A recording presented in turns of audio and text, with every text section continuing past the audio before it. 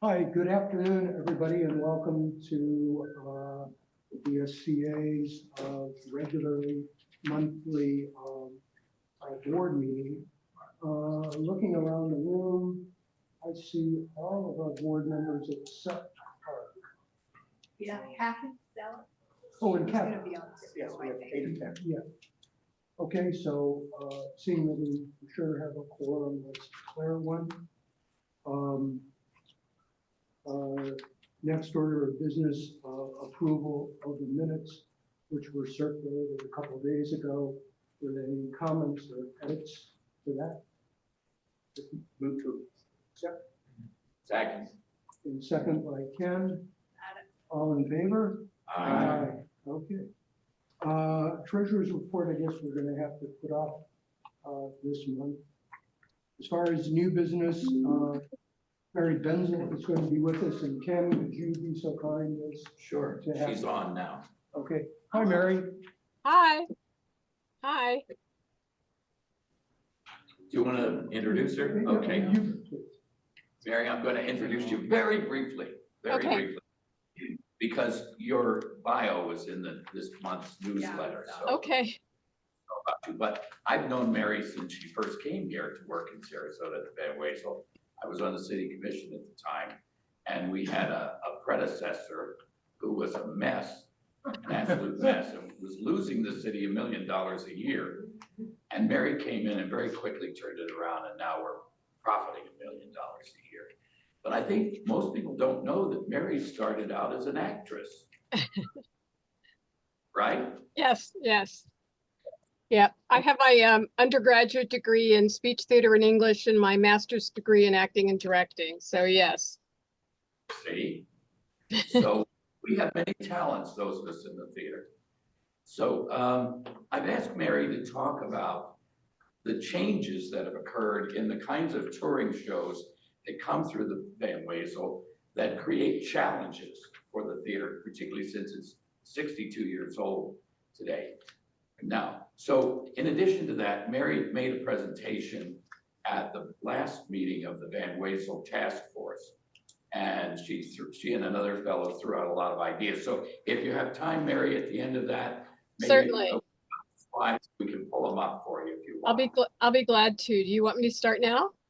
Yes, go ahead. Okay, hi everybody, and I apologize for not being there in person. I'm right across the street. I'm a Tony voter, which means I go see all the new Broadway shows, which means I get the best seats and for free, which I really love that part, you know. And I went into New York last weekend and I got drenched on Saturday and got a really bad cold. So I didn't want to spread my germs to all of you. So my apologies. But next season, I'm going into my 17th year, which is hard to imagine, Ken. And so I really have enjoyed working at the Van Wezel. As Ken said, I started out in college, and in undergraduate school, I did summer stock with Patti LuPone and Kevin Kline, which was a lot of fun. I worked in the Walnut Street Theater in Philadelphia, which is very much like the Oslo here, where you produce the shows. And then in Philadelphia, I also worked in a roadhouse where the shows come and go, which is like the Van Wezel and the Straz Center. So it's very important in our industry, the number of seats you have. And people will say, oh, you don't sell out all the time and this and that and the other thing. But what they don't understand is the sellout for us on Broadway is really once you start getting into the high 80s, because then you're getting to mostly single tickets and the like. And the shows won't even look at you unless you have over 2,000 seats. Luckily, I've been around a long time. I've been doing this for well over 30 years.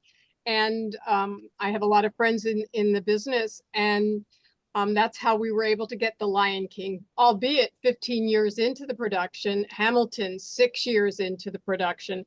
I would like us to see us get it 2 years into the production, or you know, there's no saying that we couldn't be first, but the Straz obviously has 2,600 seats and we have 1,741. And of course, Tampa's larger than we are. But as we grow leaps and bounds, and we are growing with a huge arts community. It's very rare. You don't have a community that normally has an opera house or has their own ballet company of the quality we have, or a speaker series. a circus is almost unheard of. So anyway, that is one of the biggest problems that I've had. I will let you know I was on the other side of the equation. There for a while, I decided I would go work for a Broadway producing company.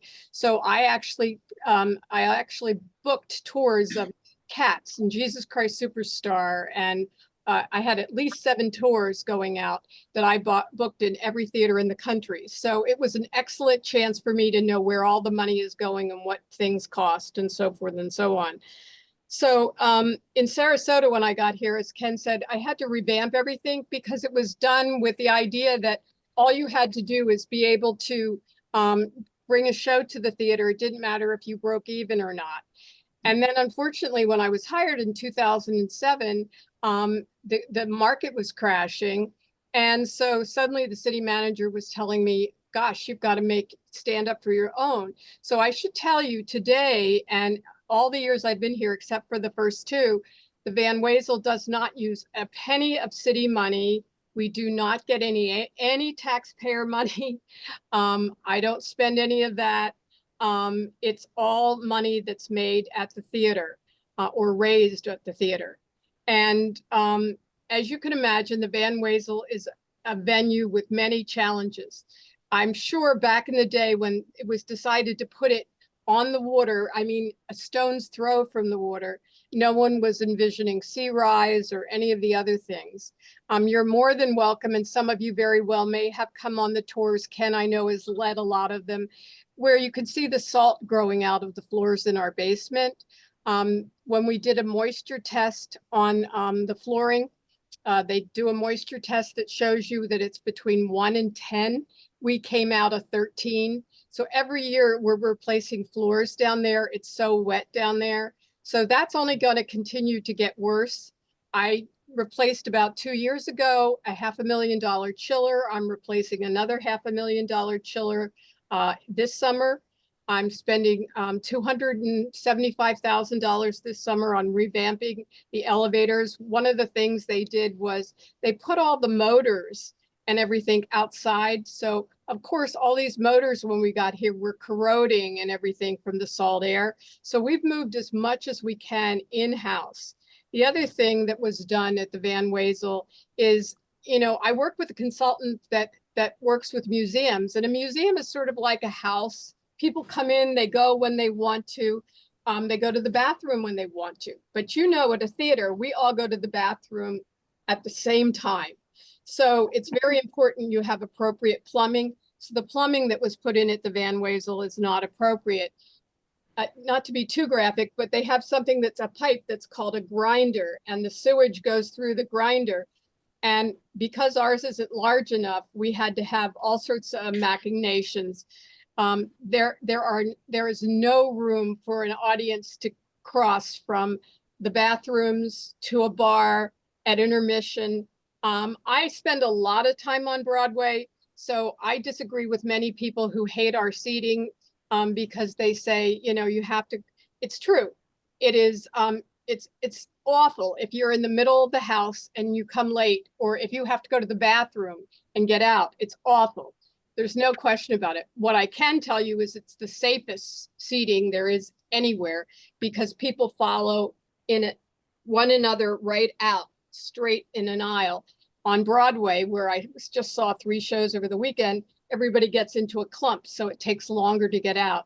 And I literally had people on top of my arms on each side of me, no leg room. But somehow when we're in New York, we just think it's charming. Where in our theaters around the country, we expect a much better situation. So the other thing audiences have come to want from our theaters is an experience. It's not just coming to see a show. You're coming, you're having dinner, you're having cocktails. You may see a different kind of event. We have educational events that go along with our theater. So anyway, when I got here, I replaced the entire lighting system. We now need to replace it again. We replaced the entire seating. We'll need to do that again. The roof needs replacing. The sound system needs replacing again. We put in the hearing loop. At some point, I'm sure I'll be told that I have to do that. We have gotten I can tell you our insurance premium for the Van Wezel was way above $500,000 a year. My first insurance premium in the business, it was $25,000, not for this facility, one in Philly, but insurance is astronomical and our deductible is $6 million. So they are going to make some adjustments to the insurance to see about bringing the deductible and the policy down. But one of the things the Purple Ribbon panel is charged with is finding a situation where they can make the Van Wezel viable for some other purpose other than just a theater. Because you do not want to have a brand new performing arts center that sits farther back on the road, sits on stilts, and has all the conveniences and comforts compete with a cheaper, older venue. What we want to do is complement the new performing arts hall, not compete with. So that's in part of the presentation we gave the other night.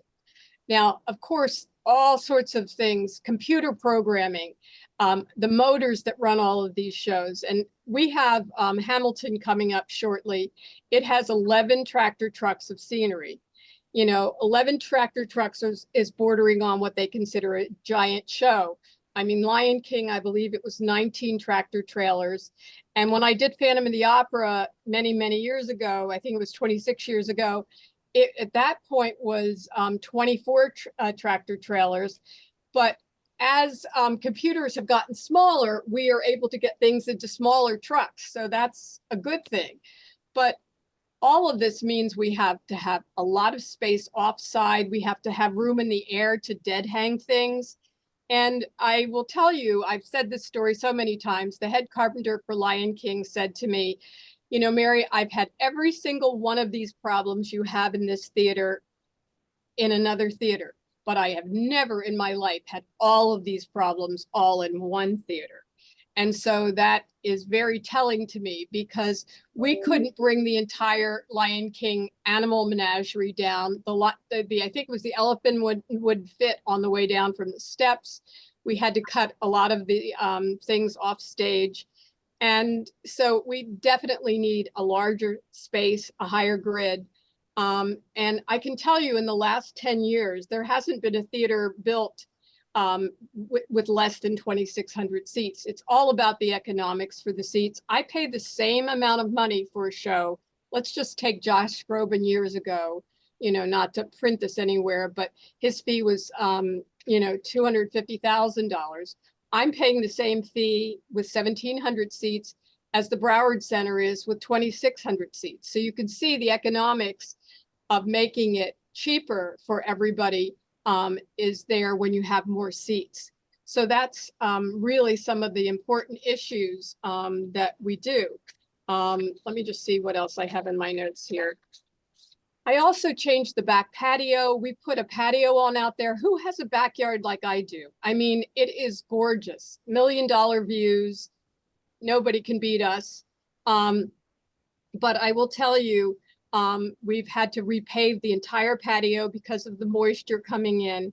The other problem, what I wanted to do was have one building that would surface both the orchestra and the Van Wezel and have the orchestra in what we call one room and the Van Wezel in the other room with a joint lobby. The orchestra did not want to be, after working with them for over 2 years, they did not want to be on the bayfront and they didn't want to share. And I was sorry because I thought economics of scale, we would have the same security, the same box office and so forth. But that, it wasn't, I don't think, in bad faith, but they had a major donor that wanted their own building. But we're still best friends with the orchestra. Joe McKenna and I have been buddies since the day I put my foot in the Van Wezel. We have a huge education program. It's about $1 million worth of education, and that's funded by the Sarasota Performing Arts Center Foundation, which used to be the Van Wezel Foundation. They still fund that as well as raising money for the new hall. The other problem is, of course, there are not enough dates in season to get us and the orchestra. And I'll be honest, I have played shows on Mondays, Tuesdays, Wednesdays, Thursdays. The orchestra only wants to play Friday, Saturday, Sunday. And so that's really difficult. So I've had to make rules where we share things, but there just aren't enough dates. And we're starting to become like other cities, a more 52 week a year endeavor. So that's only going to continue with all of these. And you could get all the statistics and dollar amounts from the Van Wezel Foundation or other people other than me. I'm really here to talk about the theater.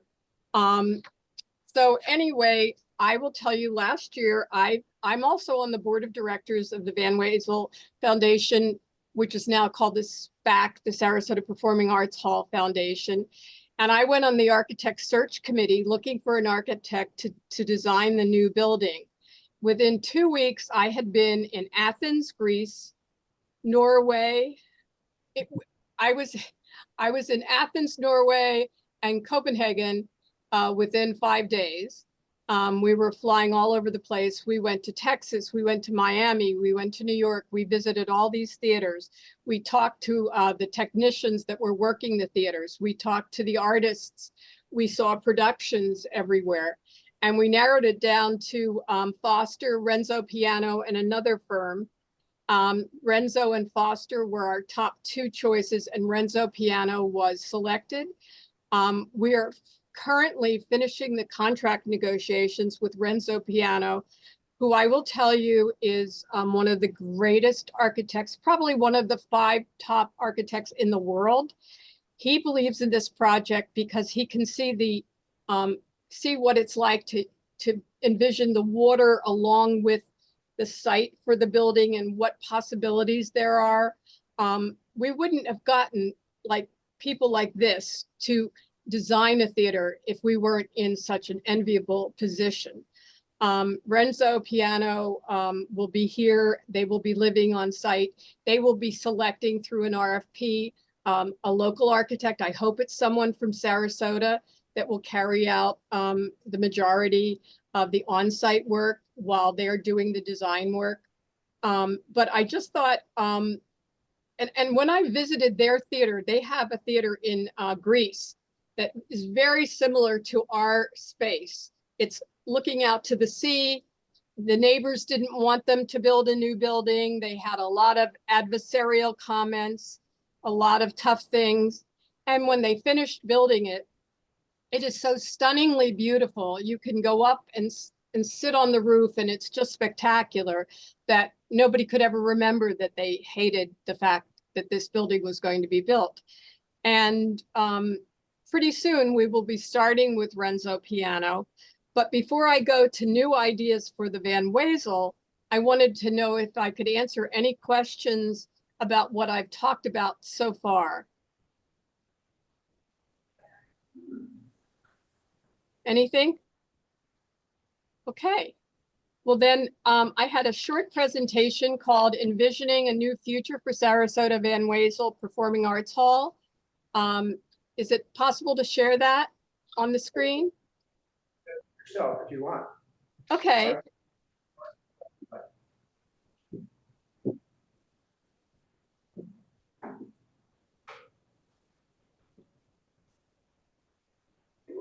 And Lynn Singleton is someone that I worked for before. I worked for PFM. I ran the Barbara Mann Hall in Fort Myers for 10 years. And I worked with Lynn. And Lynn has a house down here. It's a man. And he has a house down on Minnesota Key. So when we were looking for an owner's rep, I suggested their company submit to work with us. So we put together this short presentation for the Purple Ribbon panel. We can go to the next slide.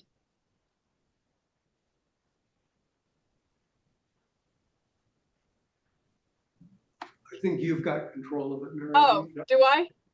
Okay. So our goals are, as I said, complement, not compete, create flexibility, evolve with emerging trends. We don't want to be static, and 5 concepts to inspire conversation. Did you move it? Okay. One option is to keep it a performance venue. Again, complement it, not compete. Have the downsize the seating, right size seating and auxiliary space. In other words, make the concessions more flexible. what we have seen in theaters, there's several of them. There's one in Texas where you have a flat, flexible floor and the seats literally flip underneath, creating, so 1 minute you could have a gala with tables and chairs, and the next day you could have it flip back and have it be a regular performance space. Now, when I talked to my friend who runs the one down in Texas, I think it might have cost in the area of $1 million to $2 million extra to do this flip floor. And I wanted to know how often it does it break, because of course that's all I could see is it breaking. And so they were very positive that it didn't break much, but of course that still remains to be seen. Also, a performance venue could be a feeder to and for the new SPAC. In other words, a comedian, you know how the smaller comedians start out at McCurdy's. They don't go from McCurdy's right to the Van Wezel. They usually go to smaller size theaters, like in at the Strauss Center, at the Broward Center. They have different size theaters. And so they basically feed comedians that ultimately end up at the big theater. And then an option to capitalize on the bayfront. Next slide. And then you can see here, this is the Parker Playhouse that has 1,100 seats. They just spent a good deal of money renovating that space. It's beautiful. This is over in Fort Lauderdale. Let's go. And then here is the Tobin Center that I was talking to you about. You can see the tables set up where they have it to be, you know, like a gala dinner. And then they can be flipped to a regular configuration to see a normal show, or you can have like a cocktail party that you see in the slide to the right. And then a niche destination. Here of all places, we could create a very flexible space where you could have circus type shows. Okay. Now, we think you should capitalize on the Bay location. Nothing has a better view than we do. And over on the other coast in West Palm, they've turned the Royal Ponciana Playhouse into a wall of windows where boats can pull up. There's restaurants. It could be a beautiful restaurant type venue. Open air performance venue. This one gets a lot of people interested in it. What is really, really speaks to the Van Wezel is the shell roof. And of course, that's not our whole roof. That's just part of the roof.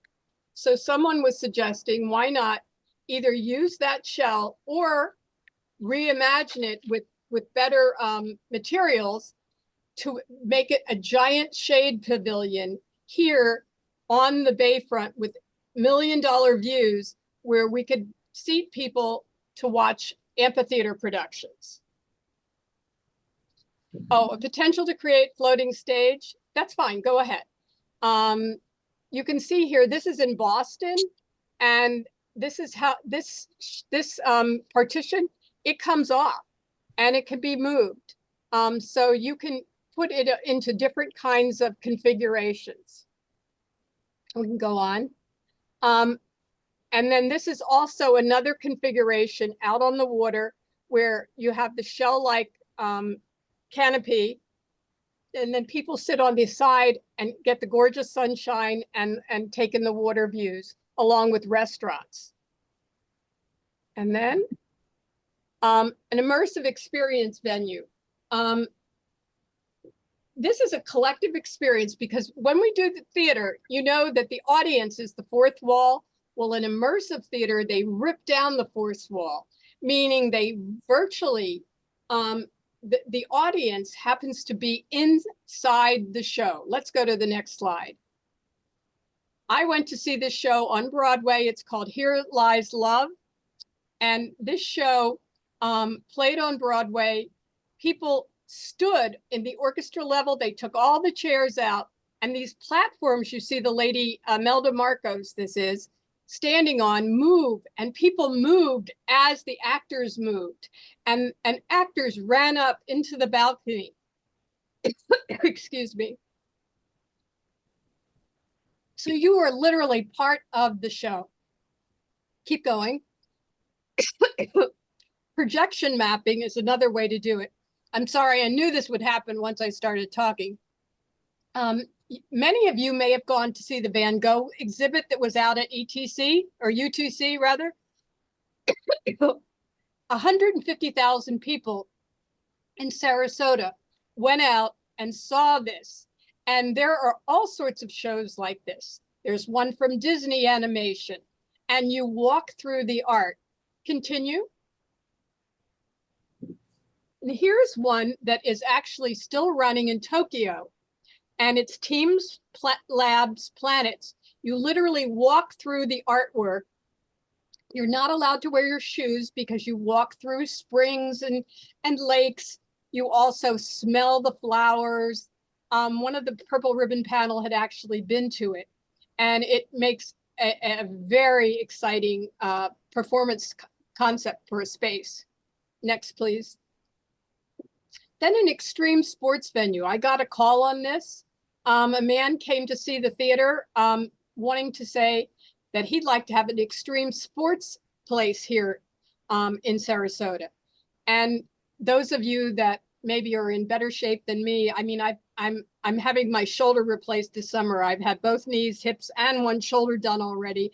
But go rock climbing, up walls, bouldering, skateboarding, axe throwing. High ropes is something that I've done many times, quite badly, I might add, where you work as a team. It's a team building sport. So it either could be an individual event, it could be a family doing this together, or for conferences, the high ropes and the rock climbing walls and the escape rooms are team building exercises. And of course, we couldn't stop there because we said, my gosh, outside we have water. So we could throw it in with water skiing, kite surfing, parasailing, jet skiing, and kayaking. And here are some extreme sports venues. This one is in England, where you can see they have all sorts of different courses and things like that, and they can make it changeable or movable. And it would greatly complement the arts that are going on at the Performing Arts Center, as well as what's going on up at the mall with all the rowing and so forth. And then I was at a Chamber of Commerce meeting, and folks were quite upset because, you know, the Hilton or the Hyatt was coming down, and they're like, we don't have a venue. Now, I know the Aura has opened recently. I have not been there, but still, I'm constantly getting calls from people that want to have a gala here, or a prom, or a reception, indoor festivals, trade shows. I'm literally going with the Manatee Chamber next year to Europe to go to Christmas markets in different European capitals. It could be a function or performance space supported by flexible spaces, which could be for meeting, catering, rehearsal, and then an opportunity for outreach and education. One of the things I suggested is leave the theater as it is, change the seating, and let all of the arts groups in the county of Sarasota use this for their education programs. We could build out education classes and rehearsal halls, and then have a stage for all these kids that are working in the arts. So these are just a few ideas to really start people thinking about what this could be. Because remember, when the high school was no longer going to be Sarasota High School, they changed it into a museum. So we had watched the Purple Ribbon sort of focus just on the artistic possibilities for the hall, where actually there are many, many different, and I'm sure if we did a listening tour of the community, we'd come up with many more ideas than what Lynn and I just put forward. So those are a few of the ideas we brought up. And here you can see, this is at one theater that Lynn runs in Durham. And they have a beer festival there, and a prom and all sorts of events. And it really makes the theater the place to be. And I'm not sure if that's in review. Complement, not compete, create flexibility, evolve with emerging trends, because these trends wouldn't have been around 15 years ago. So again, questions, comments, anything I can help with? Wow, that was absolutely fantastic. Mary, money, the TIF monies, are you aware of, I think they're maybe running it 2.5 times the initial projection. Are you knowledgeable about that? I'm not 100% knowledgeable, but I know it's doing overwhelmingly well. And of course, we never have any problems of thinking of how to use the money. But the good part is that it means that, you know, taxes won't have to be increased for the public side of the money, because the TIF is putting off enough money, which right now it's being used by the Bay right now as we speak. The next part of the Bay to come is they're going to take 2 of the bays, not the Bay, but 2 of the parking lanes in my parking lot, and they're going to start to convert that to a sustainable shoreline. And literally, it's going to come up, I think the ground's going to come up about 9 feet. And, you know, and all the ideas everybody's been thinking about for parking and what are we going to do? Because believe me, even though I don't think sometimes people at the Bay or people at the city listen enough to me, well, I always think that because I'm selfish that way, but is that my audience, because for 54 years has parked here, it's not like all of a sudden we're going to say, hey, there's no parking. You know, so I keep drilling down on parking. So one of the thoughts people are having now is if the lawn comes up, then people can park under the park, which I think is an exciting concept, because of course, instead of digging down, because of course there's seawater below there, it's bringing the park up. So we are aware that the finances for our end on the public side are doing very well. Of course, you know, along with all of this, there are mobility issues and all sorts of things. But the foundation has to raise the private side of its funding from the community as well. And so they have recently brought on a new CEO, Tanya Moskalenko. And Tanya, I met about 2 months ago. She originally came from Cuba, but has lived in the United States her entire life, and was a ballerina at one point. And she was the executive director of Miami City Ballet, I think for 5 years. She worked at the Chicago Theater in Chicago, Illinois. She and I met in Indiana, running a venue for a symphonic project. So she is just here all of 1 week and getting ready to start on the fundraising side of the raising the capital money needed, because this is a private public partnership. Great. Anything else? Mary, you've been fantastic. We thank you so much. Thank you. And I just want you guys to understand one thing. I am so in support of this new hall. I have been here 17 years now. I can't believe I said that. At some point, you know, they'll take me dragging, screaming out, and I'll retire, but not in the foreseeable future anyway, for a few years. And I really think this community deserves a theater with all the amenities and with top of the line. I would not do anything to hurt the Van Wezel. It's been a good friend and partner to me over the years, but when people don't support this project, it's upsetting, because many times it's been made to look like I wasn't supporting this project, and I always have been. So I just want you to hear it from me directly, that I love the arts. My life is the theater, and I am very much in support of this. Okay, everybody? Gotcha. Yeah. One Okay. question, Patrick. Yes. Will, both of you, sorry, just technical. Will Uh-huh. we be to your presentation, to your PowerPoint, to be able to put in the? Yeah, I have a slide. Here's the slide. I have a slide. Okay, great. Okay. It'll be in the. I'm sorry, I couldn't hear. We've got the slides. It was a question Okay. about. Yeah, So and we've that's just a little presentation Lynn and I put together. And I know the foundation has other slides on the new hall, but you know, Google Renzo Piano, you will be absolutely stunned with the theaters they've designed. The Stavros Nikiros hall in Athens is absolutely exquisite.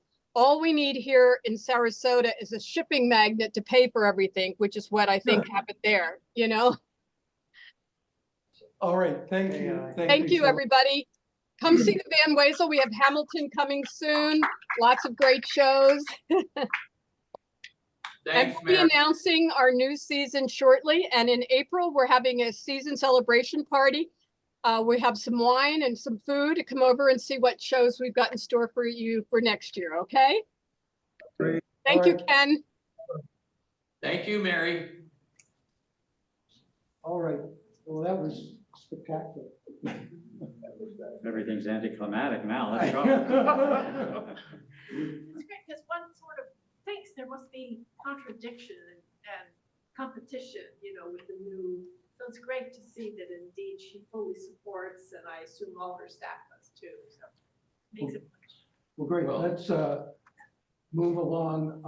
And I wanted to welcome Mayor Alpert, who I see has joined us. Thank you, Mayor, for coming down. So, and let's go back, Clark, as far as the treasurer's report. Can we?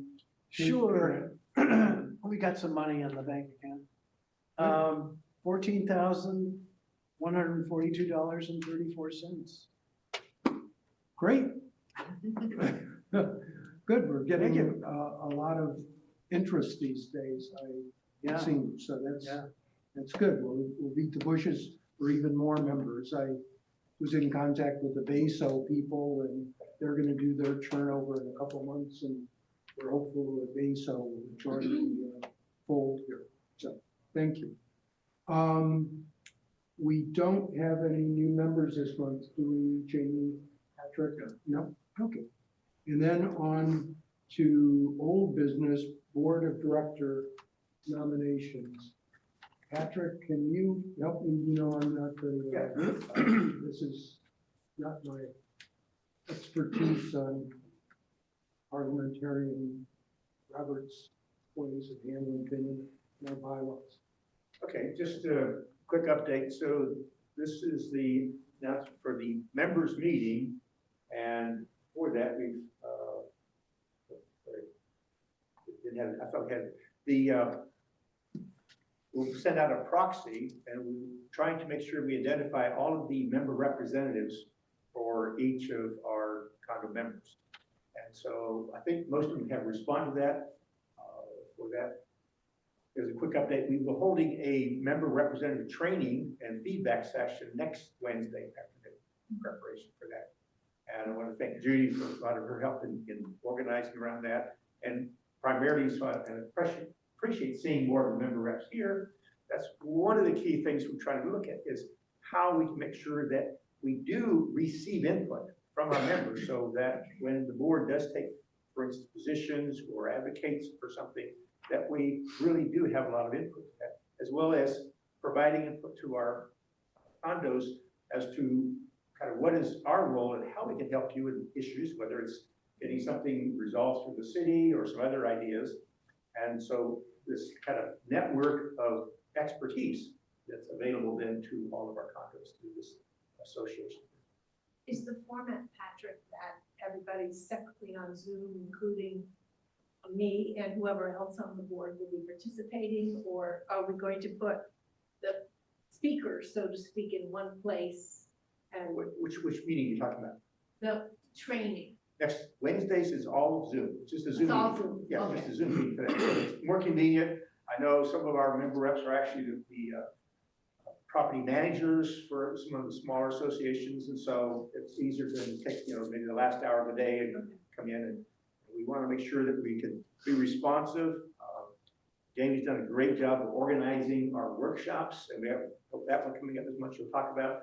But, you know, what else do our members want to see in terms of events and so forth? So again, that's where we need input from our members for that. And so I'll be sending out another notice tomorrow, just as a reminder for the March 13th training session. And then shortly after that, we'll be sending out the proxies, and we'll ask all of our member reps to sign and send back in their proxies. It's very helpful to have them all in ahead of time, and then we don't really have anything else on the ballot other than electing the board of directors. Sure. That's it. And one area I messed up on, I meant to have Peter Blanton's bio in the backup material. I didn't nominate Peter for inclusion election to the board. I've gotten to know him on various matters, and he's terrific. And he lives at the Ritz Square. What do you call yourselves? Yeah, well, we call ourselves legally Block 6. But yeah, it's the Ritz-Carlton residence, but there's gonna be another 3 more Ritz branded condos in the Quay, if you can believe that. So only 3, we got 3 more. Yes. And so Peter will hopefully be joining the board, and we really look forward to that.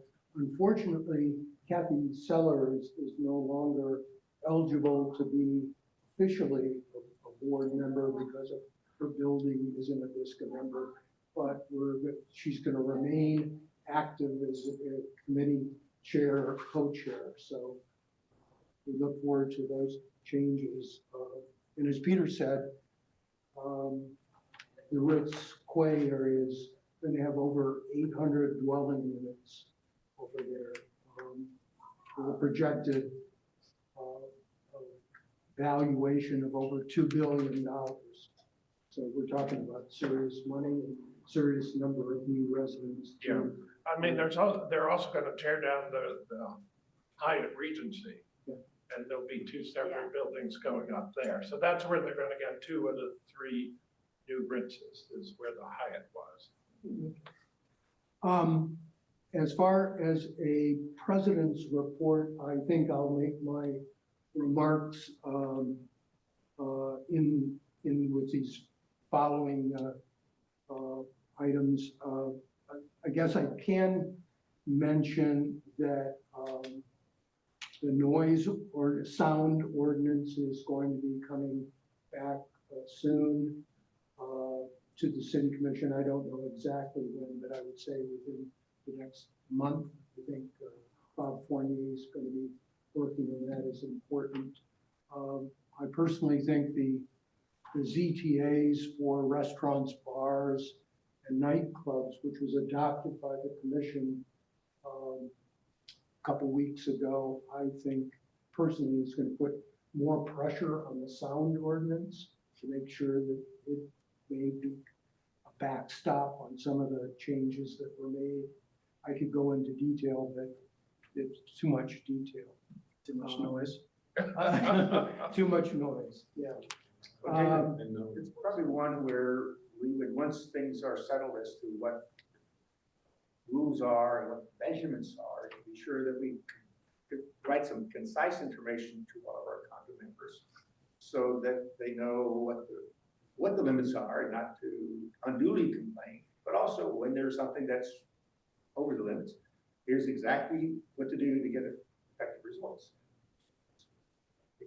Where there is a rule, so how do the rules come out? I'm sure people are informed.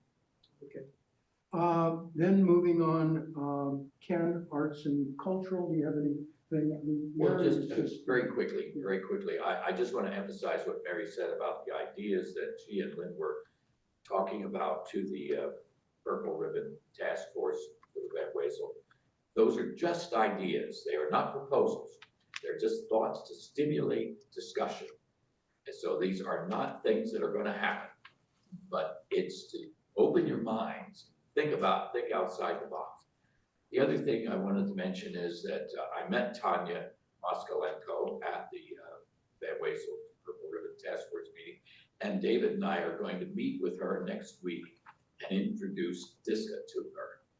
She's a very nice lady, and actually she knows some people here in Sarasota, so she's not completely out of the woods with respect to the city. Good. That's it. Okay, That. all right. And then on the events committee, I'll tag team with Jamie on this, but I think I looked this afternoon, we were up to almost 80? 82. 82. We're 2 weeks out, so it can only hold 120, that's- so it's actually great. Okay, so Yep. we're gonna keep working on that. And I won't let you guys down on my part of the bargain. I have Howard Davis, who was responsible for the speakers series, which I don't, how many of you went to the speakers series? I mean, it was absolutely, Oh, you mean the architecture yeah, series? Or- yeah, absolutely phenomenal. And one of the things we want to do on this workshop is try and keep the momentum, shall we say. Conversation has been started, and keep that dialogue, see the interest of our residents in moving something forward, maybe ending in a revisit of the 20-year-old city plan. So Howard is going to be on the panel, as is Heather Caston, the president of the chamber, and Lucia Panica, Nick Tell, and Jennifer Jorgensen. So we're really looking forward to it, and I've spoken to 3 of the people I just mentioned, trying to prep them. The pressure's on. We've got the people coming now, the pressure's on to pull off another good event, and Jamie, we've been doing good at that. The members meeting is a work in progress. Patrick and I are working on that. And again, the idea of this idea of some of the principles that the speakers, the urban planners talked about is creating placemakers. The one quote I liked from Victor Dover was, you've got a prosperous, how are you investing? How are you investing in your prosperity or something like that? Because he sees so many towns that he works in struggling with money and growth, whatever, and we don't have that problem exactly. It's what to do with the growth projected to be at 25, 30% in the next 7 or 8 years. Anything else? No. No? Okay. Sign up. Green space, Patrick? No report. Okay. Homeless, Peter? Okay. Homeless committee met last week, and we're moving forward with a couple of different things, but most exciting is we are putting a plan together for the communication to member associations and their residents. And we spent a lot of time trying to determine what that would look like and what would be most important to the residents and to the associations. And a couple of things that we will be doing to improve that communications is things we've talked about before but haven't achieved. For instance, communicate through the newsletter. We got a great newsletter. I love the newsletter. I don't know how Patrick and David and everybody, I don't, just appears magically on time somehow. But we want to make sure that we get some information in about the homeless situation in our city. We include things like news and notes and frequently asked questions section, along with a link to a separate homeless page, which we have established. I'm not sure exactly what's on it all the time, but we need to do a better job of communicating to the residents and the visitors and the tourists and the businesses downtown, simply because our city has a lot of resources, and we're doing a great job with the people without homes. A point in time information came out for 2023. That's the one-day count in which the Housing and Urban Development Department in Washington puts out a national report. The national statistics showed a 12% increase last year in homelessness. We did not participate in that 12%. We had about a 1% increase. The rest of the nation was not able to handle the results of the COVID impact on homelessness and an impact on the inflation that's going on in the economy, which is driving people to homelessness. People still think that we're not doing much. We have a great police department. We have hot teams. We have resources at the Salvation Army, Resurrection House. You can go through the list, and we don't do a good enough job in Sarasota, either at the city level or at the private level like us, in getting this information out. It's almost a well-kept secret, and we're going to try to bust through that. Secondly, we are putting together some other kinds of experiences along with the City Watch program. So why don't I just go into that? Sure. Kathy, you? No. Okay, so the city. She is on. Yeah. Oh, Oh, she is, okay. Yes, I'm here. I'm sorry, iPhone, Kathy. Hi. I didn't recognize your first name. No, that's okay. But Could I just insert here that at CCNA on Saturday, there were 5 staff people from various organizations that work with homeless. It was a terrific presentation there. And we continue to meet with those same 5 people and get information and occasionally put them on our programs too. But that's great. We have a good involved committee. City Walk program or City Watch has a lot of overlap with the homeless committee. So we decided at the City Watch meeting to connect much more closely to the homeless program and attend each other's meetings and have the City Watch program and the homeless committees working together on our pilot program to develop the program for City Watch, which is going along. And we are looking for volunteers from either a or several condominium associations who would like to participate in a training program, or a number of individual volunteers from throughout who we could pilot the program with and train them to be walkers. Brings me back to my old days when I taught people with developmental disabilities, and I called it a street walkers program, and all the parents kind of got upset about that. We're starting another street walker program in Sarasota. We'll be catching you up on that, and we're hoping to have a first session of training by the time to say something about by the time of the next meeting. So thanks, David. All right. Transportation. Oh, yeah. Sorry, question.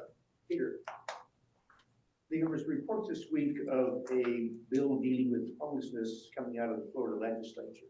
Has anybody looked in that? Is that Yes, going to affect us one way or the other? I'm sorry, we spent considerable time at both meetings talking about it.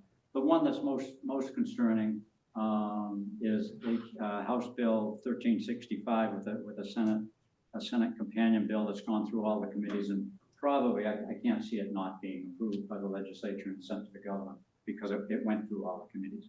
And that one is to do with camping and being in public right-of-ways. It's going to be very, very restrictive. If you want to lie down on the sidewalk and sleep, you'll need a permit to do that. Just like you would need a permit to impede any other public area. There are several things, and we expect this to be something that we put on the newsletter in the next. The second one is on panhandling, aggressive panhandling. It had a House bill number. It had no committee hearing, so I don't think it'll go anywhere this year. But essentially, again, aggressive panhandling, you'll need to apply for a license to be a solicitor, and you'll have to get that through the Consumer Affairs Office at the Department of Agriculture, just like we do if we're going to do a raffle of fundraising or any sort. And it probably will fly in the face of some constitutional challenges, but we will stay on top of looking at that one. We would have worked a little bit more closely with Jennifer at the city, but we did get some information from her as well, and we'll probably connect a little closer and give her some input from our point of view.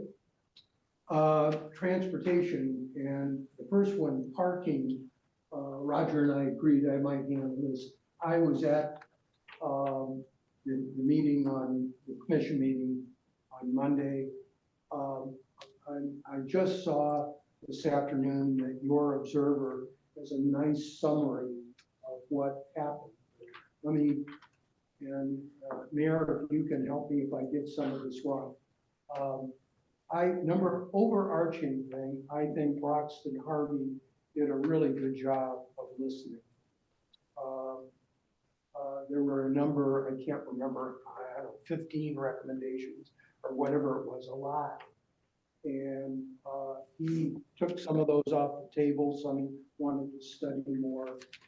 And I think he, on balance, did a really excellent job. I think, as Commissioner Aurora said, he regarded this as kind of a buffet table. And the commission, I don't know how long they talked about this, but I'm sure it went over an hour and a half, maybe. I don't know. It was a long time and some spirited discussion. I think his original proposal before he started taking stuff off the buffet table was $3.2 million in incremental revenue, and I think 2.2 or something.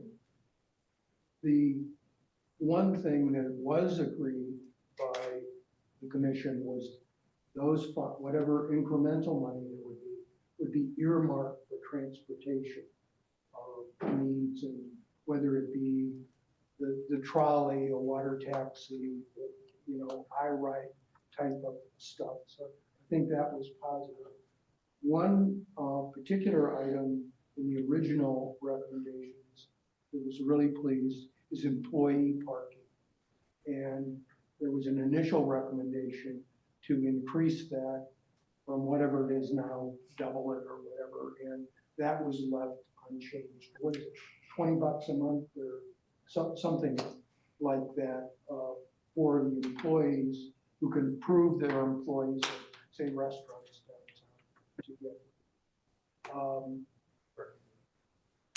And I think, Mayor, the decision was not to the hours of meters on, say, Main Street was left at 8 o'clock. It didn't move until 10 o'clock. No, there is an it moved from 8 a.m. or 8 p.m. to 10 p.m. on the 2-hour off-street parking. Okay. On-street parking, went to 10 p.m. The more controversial one was putting meters in along Ben Franklin Drive. That in the end went 3 to 2 to put them in. So I'm going to do a reasonably lousy job of remembering all of the details, but I think on balance, it was a good work and little sausage making. And if I can just comment on that, Lido, I was totally against that, as you remember, and we, DSCA mentioned that at the commission meetings, and I think they came up with a good compromise. You need to realize we've got over 300 spaces that are free in Lido at the park at the end. This is 80 spaces, and it's not the $1.50, it's $1 an hour. I think again, they were listening to their input, not just us, but other people. And I really feel that this is one area, especially the city, for whatever reason, seemed to coalesce around what they were hearing. Yeah. And I think, again, on balance, we had $2 million to redeploy, so as to speak. I think that's good. And I would add that there is a joint city-county commission meeting coming up April 24th. And on the agenda is going to be transportation and the harmonization of the city bus system, the county bus system and downtown matters. So I think that's really a good area for focus for trying to get some additional cooperation. Roger, jump by. I've got a couple more things, but this is your time. Go ahead. Okay. Boulevard of the Arts and 10th Streetscape, again, compliments to city staff.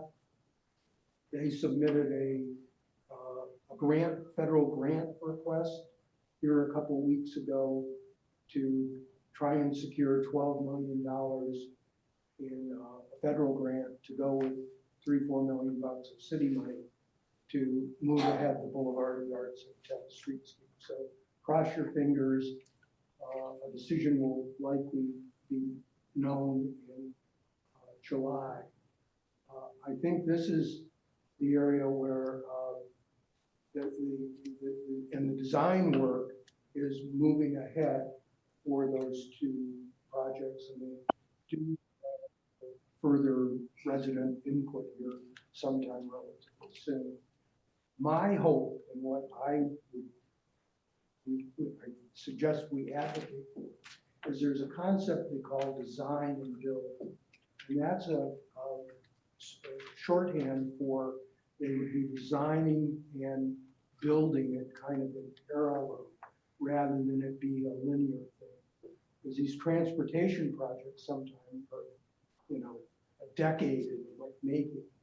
And the hope here is that the grants coming with all of our growth, that we get a fire lit under us a little bit to kind of move ahead into implementation phases for some of these projects that we continue to talk about it. And this is a follow-up to a failed effort last year. Yeah. A similar grant. Yes. to the Well, this will same be the agency. third try. So, and that's not unusual. Yeah. That's not unusual, and hopefully we've learned enough now that we know the wistful words and the ins and outs, and hopefully this one will be a successful one. And I should say, one thing I was so happy with, there were about 30 letters of support from the Housing Authority, the Sarasota School, DSCA. I mean, we were successful with Jamie's help and Charlie Naismith, and I think it's like 30 letters from the ballet or contemporary dance. Everybody and their brother or sister was helping, and I think I may have sent it around and write too much information, but I think it was really hopefully helpful to show what a groundswell of support there is for these projects. Main Street, there's breaking news on that. There is a stakeholders, what the transportation department is calling stakeholders kickoff meeting next Tuesday, where the transportation department is trying to identify 10 or so key stakeholders on the Main Street project to help with initial visioning for the reinvention Main. So I know there's been concern in our board about that losing sight of Main Street work, over, say, Boulevard of the Arts and 10th, but they're kind of going along. Main Street looks like there's movement now. So I think that's good news.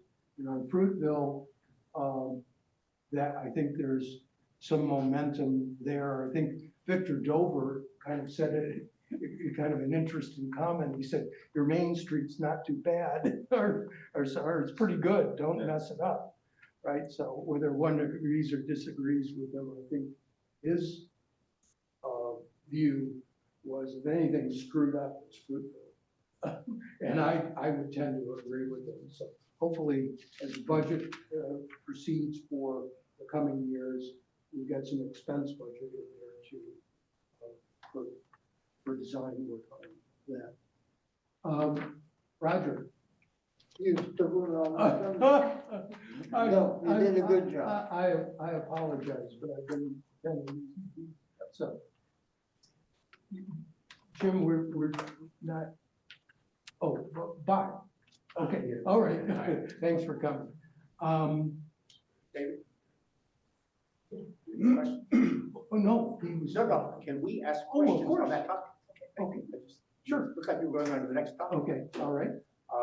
One is, we did publish information about the Breeze, Breeze on Demand and Breeze 76 Loop to the airport. I have a question here. Is anybody here taking Breeze on Demand? Okay. Anybody taking Breeze Loop 76 to the airport? Go back. Not yet. every time I see it go through downtown, it's zero, empty, Yeah, I see 100% them. empty. Nobody's in them. Well, I wanna say that it stops at the A-loft at the end of Palm and Ringling. And there's often somebody I see walking up Palm with their suitcase and waiting in front of the loft. So it's being used from that point, so. I think that's one of the things that we had struggled to bring something in here. People talk about, hey, isn't there a more economic way to get to the airport? And it's just a shame that, I don't know whether people don't know about it or what. Needs to be earlier, needs to start earlier, because there are some big flights that go out at 7 Yes, o'clock. okay. Well, that brings up something. We've been talking about what is the county spending for this on-demand service? And it's Longboat, Lido, and a sliver of downtown south of Fruitville. And I was able to get the figure from the county. It was 190 grand for the last quarter. And I think that that's interesting to consider the numbers of, if they're on demand, what is it, if the money's there and we could cooperate as an IRIDE county system within a certain zone, a better solution than what they've got now. So to be continued, but the dialogue between city staff and county is occurring, and then this is an agenda, which is movement.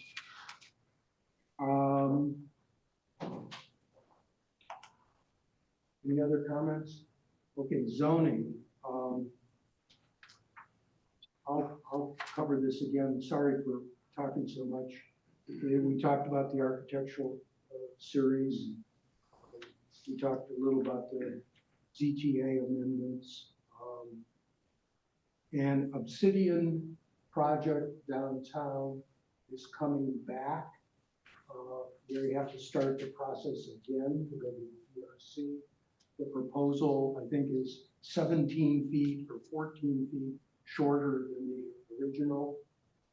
But the habitable space on the ground floor has been significantly increased.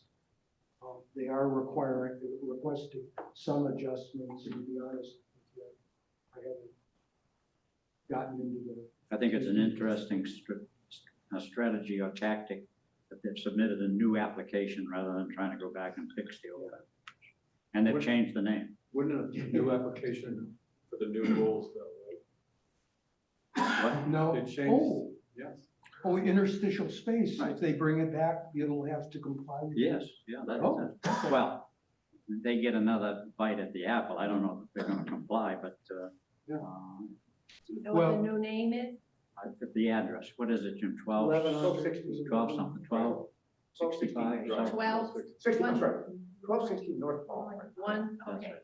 Okay. All right, so stay tuned for that. That's getting a, and then the One Park project has come back to the DRC. And the one area where I think staff is appropriately, and Steve Cover pushed back, is the blank space along Tamiami. Only 14% is, what do you call it, windows and retail. The rest is kind of the backside of a parking structure. And unfortunately, Tamiami was not designated as a primary good street that was linked and linking the building. So that's a concern, but staff's trying to work something out. Final thing is, and I hate to get the details here, but there is over by the Encore townhomes at Coconut and Fruitville, a developer had entered into a promise, if you will, to only build to a certain height. They now want that proffer removed, and planning board turned down that proper removal request 4-1. It's being appealed to the city commission. So They want to go higher? You want to go to 10 stories around this 2-story townhome, so it would be encased. So to speak, you wanted to- so I won't go into more details, but that's coming back April 15th to the commission. April 15th, April 1st. They moved it to April 15th. I think that's all I have on zoning. Yeah, Rosemary Park. Oh, I'll come to that. Bay Park Conservancy, is Bob on the phone? Bob Firth? Yes, somewhere. I see. His name's in. Hey, Bob? Hello, yes. Hi. If you got a quick update for us, I know you emailed me earlier. Anything in particular? Bay Park? Just basically they have gone to permitting on all of that. I think that was also covered in the permitting that you had sent me a copy of, so that's concurs with that. And then the representative there had offered to speak to us at the at one of our board meetings. I also saw that they've applied for a street vacation of 10th west of 41. And that's just come through in the last day or two. And I haven't had time or the focus on that, but they are going to be requesting street vacation. That street vacation was the one item that did require the Bay Park to hold a community workshop, which they did several months ago. And it was simply that section from 41, 100 feet in, to be not part of something else, to be part of the Bay Park. But nothing else from here on out will provide any direct public input. Moving on to CCNA, Judy and I were there. It was a really good meeting with the homeless. Speakers were fantastic. Brenda, remember, from Salvation Army. Brenda Down. Yeah, and Dee Dee Jones and others, and it was really excellent presentation. With your board package, and we probably won't go into it now, there was a draft of there was a summit that the CCNA held 2-3 months ago. And out of it, they tried to distill into this draft document, looking for comments, and I certainly have some, that would, It's probably on their website. Yeah. Probably find it there. And scroll down, I think it was very confusing. Yeah, I certainly didn't capture, I think, some of the areas where DSCA might have some input. It kind of tends to be, the concern is more neighborhood focused. And I get it, but at the same time, I think we're going to have some input. I'll take a stab at it. Patrick? Did we not submit something? Yes, we did. And so none of the things we submitted made it to this 10 list? Not in the same form. I haven't compared, Because, I mean, they, later in the document, they highlight which neighborhoods supported and 0 have DSCA by it. I thought there were some of those ones that we had commented on, but I haven't gone back to our original document, so I thought. Yeah, and I'm going to have to put that. The other thing that again was sent in your advance package was a recommended position statement on, I don't know whether they call it commercialization, proposed positions. Ken Tompkins Park. Yeah, commercialization and privatization of City of Sarasota parks. And have you been reading the newspaper about this, looking at it? And so the question is, they have apparently tried to be very careful in this language. And I personally support this. I don't know how the board feels about it. If you just take 30 seconds or so to read it.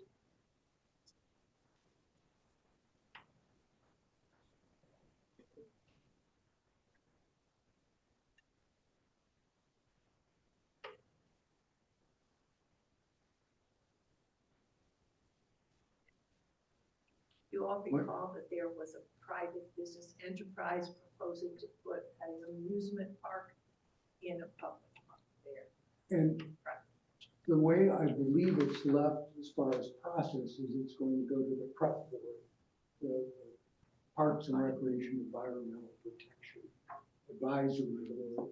So the next stop is there before it comes back to the city commission.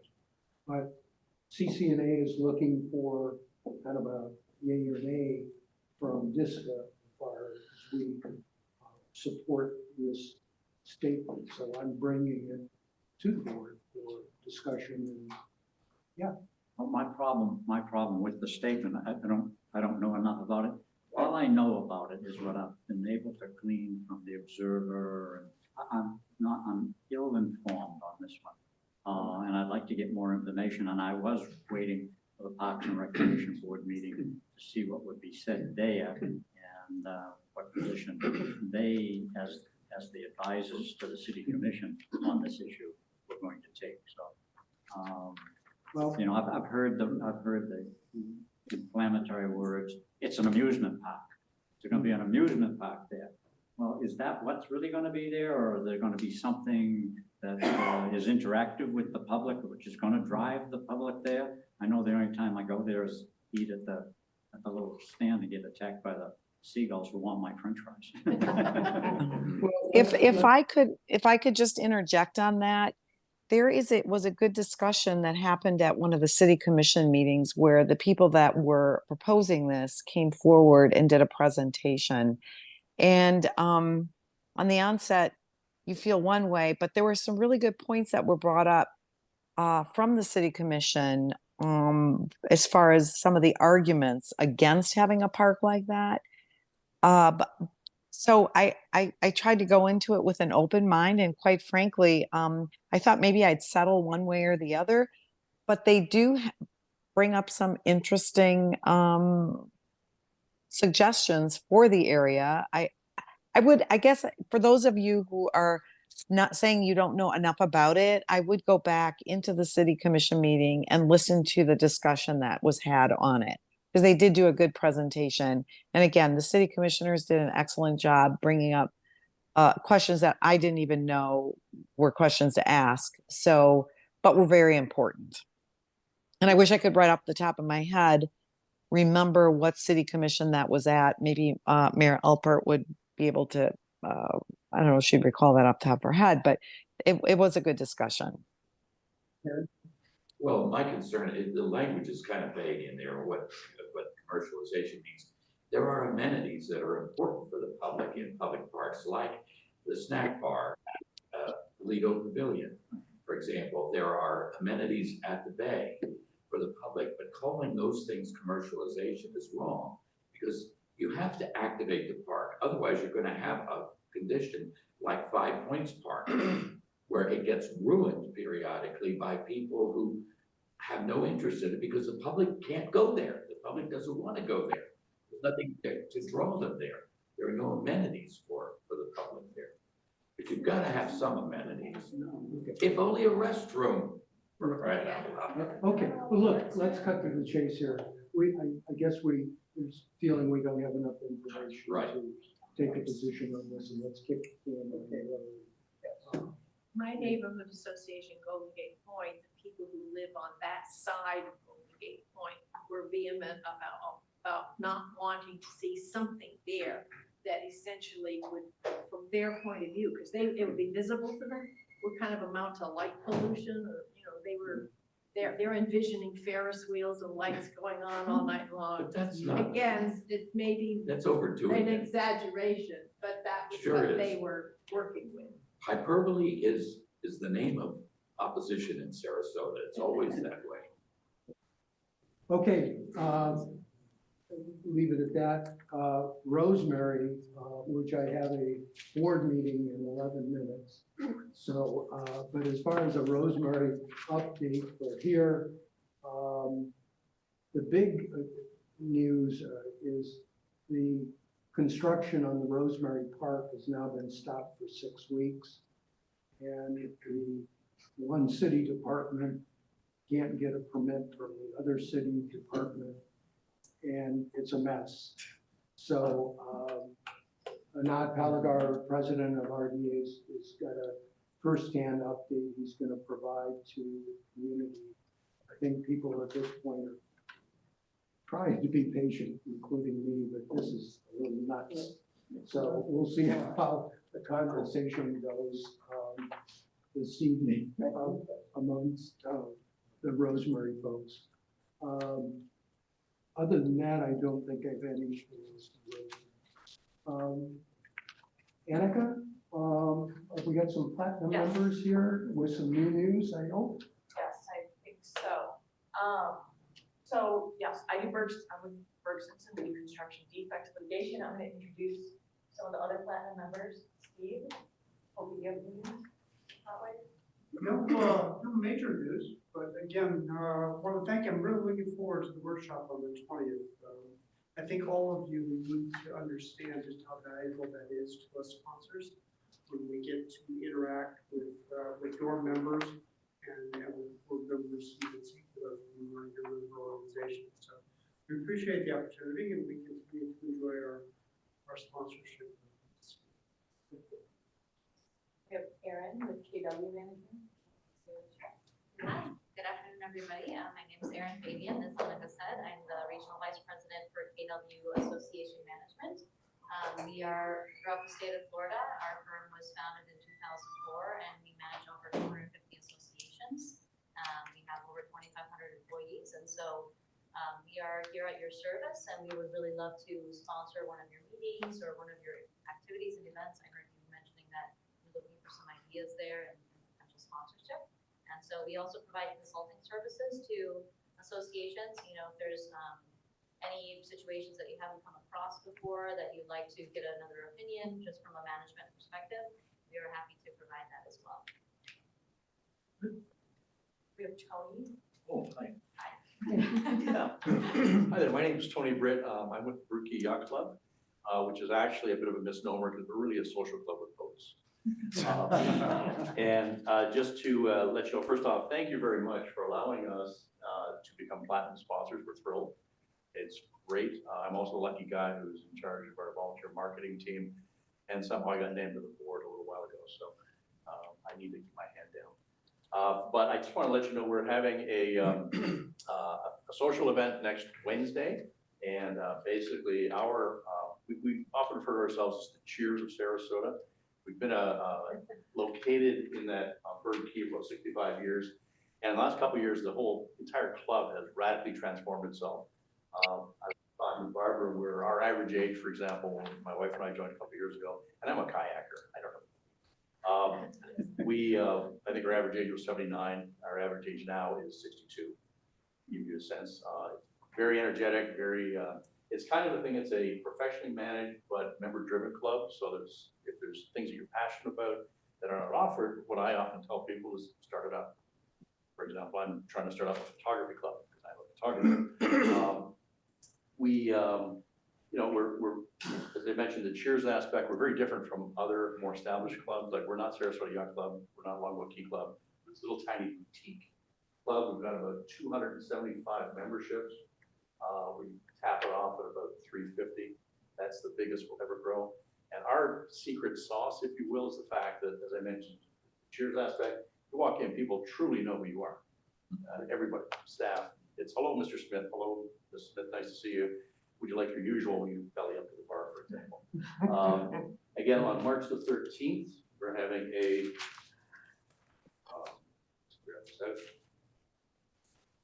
member social. And basically what it is, I've got a bunch of flyers for anyone's interested. Basically, it's an opportunity for people to come and be introduced to the club. It is not a sales pitch. It is not a, no pressure. Basically have a chance to have 2 glasses of wine, some fabulous food from our executive chef, Richard Mendoza, who is Ritz trained, and I think he's getting a lot of work in Atlanta under a Michelin chef. He's fabulous. We've been told that we definitely do not have, quote, club food. It's good stuff. And again, it's a wide open social invite. I'd love to have people come just check it out. And if it's something that's of interest, fabulous. If it's not for you, fabulous. Great, thank you. Thank you so much. Appreciate it. Thank you. Okay, who else for that? I think that's it. Okay, we've got a minute. Are there any member rep comments? Jim? For the record, 5 Points Park is a passive park. The comment that nobody goes there is not true. I live right across the street, have been living there for about 12 years. It's a path. Walk their dogs, they stroll, they cut through. It's a 1/4 acre. Ken Thompson Park, I was there for the whole presentation, and there is a diagram, a rendering in the paper, I think the Observer Tribune, and it describes all the aerial stuff and the things that would be charged. Now, almost nothing there is free. So I just want to admit the hyperbole and just let's go with the facts. Okay, all right. Anybody else? If not, our next board meeting is combined with our annual meeting, so it'll be a little bit different format. So that's on April 3rd. And with that, I mentioned where. Oh, at Bougainville. Yeah, we tried the Bougainville event, the smaller things is quite a great venue. So I don't think there's anything else.